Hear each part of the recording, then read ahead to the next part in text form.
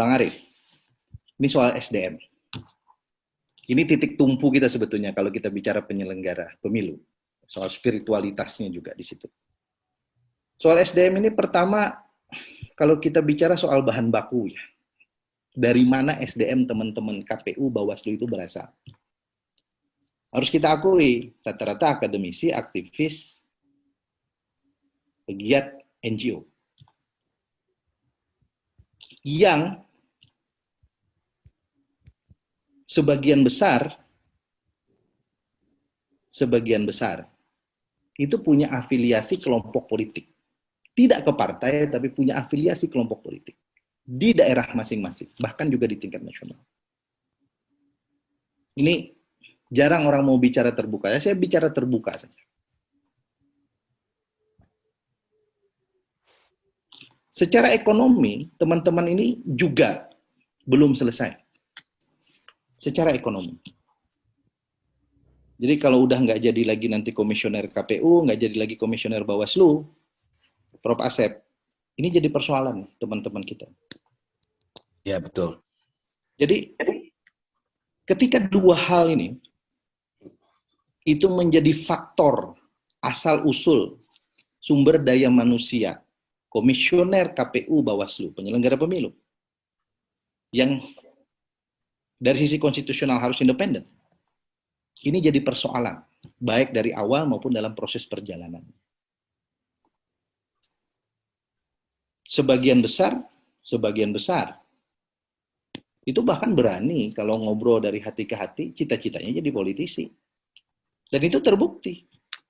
Ini kawan kita yang Bupati Bintan yang sekarang sedang kena musibah, itu mantan anggota KPU Bintan.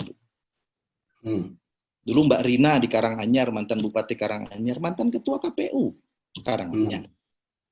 Di beberapa tempat, komisioner Bawaslu, cita-citanya jadi anggota DPR, jadi anggota DPRD. Ngomong. Gitu. Nah, apakah ini mempengaruhi independensi? Dan kalau spiritualitasnya masih kokoh, apakah kemudian masih bisa menjaga antara pekerjaan sekarang dengan niat ke depan, atau kalau mau kita tarik background ke belakang gitu, karena dia berasal dari kelompok dalam tanda kutip kepentingan politik tertentu juga gitu.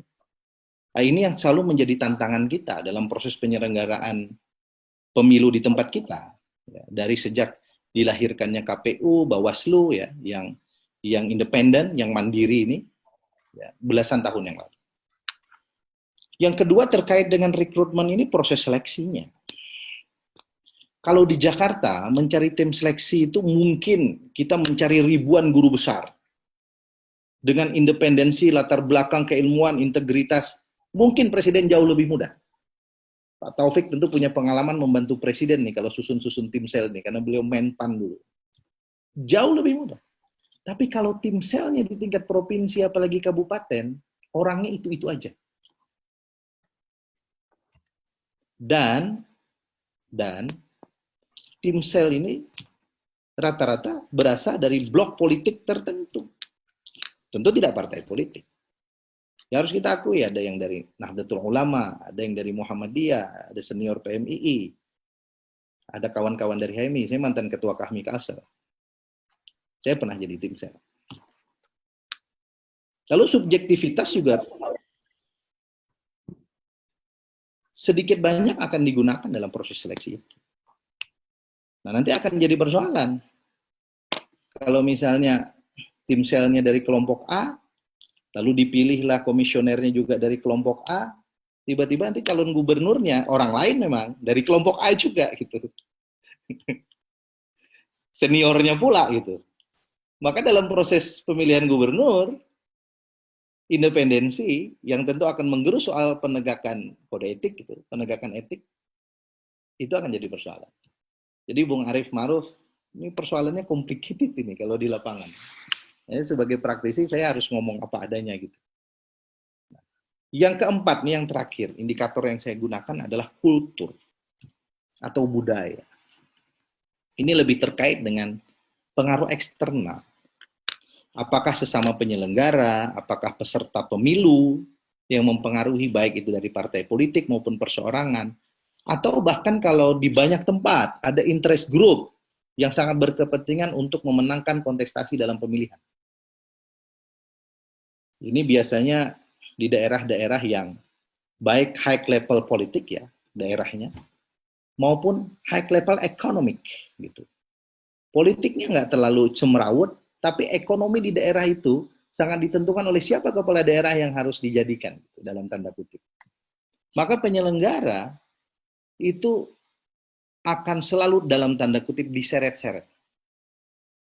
Nah, karena itu saya sering katakan kepada rekan-rekan komisioner KPU pusat, Bawaslu pusat, kalau kayak Yunda Ratna Dewi Pitalolo itu kan ruangannya bagus, enak di Jakarta, di demo agak jarang-jarang gitu ditemui juga sama komisioner provinsi, kabupaten. Tapi kalau di kabupaten, di provinsi, itu mereka akan berhadapan dengan publik secara luas dan langsung. BRDP ini juga pernah jadi komisioner Bawaslu Provinsi. Beliau nanti akan kasih testimoni juga bagaimana mempertahankan independensi dan seterusnya selama beliau hampir 10 tahun ini menjadi penyelenggara pemilu. Nah, karena itulah menurut pandangan saya, Bang Arief dan kawan-kawan semua, buku ini menjadi semacam oase di tengah kekeringan kita terkait dengan isu independensi yang semakin ke sini itu semakin dianggap barang mahal dalam penyelenggaraan pemilu kita.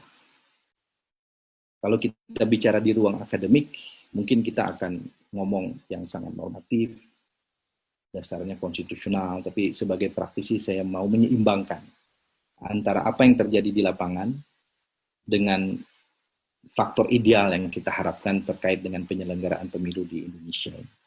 Dan saya yakin pada akhirnya memang agama adalah penuntun kita semua dalam menjalankan amanah dimanapun kita berada. Dan sentuhan keagamaan itu, termasuk dakwah yang dilakukan oleh Bang Arief Ma'ruf dalam bukunya ini, itu menjadi penting bagi kita semua. Sebetulnya buku ini bukan hanya menggugah para penyelenggara pemilu. Saya sebagai penyelenggara negara pun tergugah ketika membaca buku ini. Ketika Bang Arief mengingatkan kepada kita tentang bagaimana niat itu menjadi penting. Bagaimana kita meletakkan diri sebagai sesuatu yang inherent antara yang normatif dengan yang teologis gitu. Dan saya kira sekali lagi ini adalah bagian dari dakwah Bang Arief kepada bangsa ini, bukan hanya kepada penyelenggara pemilu, dan saya tentu mengapresiasi dakwah ini, dan mudah-mudahan dengan cara dakwah ini beberapa hal yang tadi saya sampaikan yang menjadi kritik kita bersama terkait dengan penyelenggara pemilu di Indonesia ini, itu bisa kita perbaiki ke depan. Mohon maaf, mohon ampun kalau ada kekurangan atas penyampaian ini. Billahi taufiq wal hidayah. Assalamualaikum warahmatullahi wabarakatuh. Waalaikumsalam warahmatullahi wabarakatuh. Bang Arief,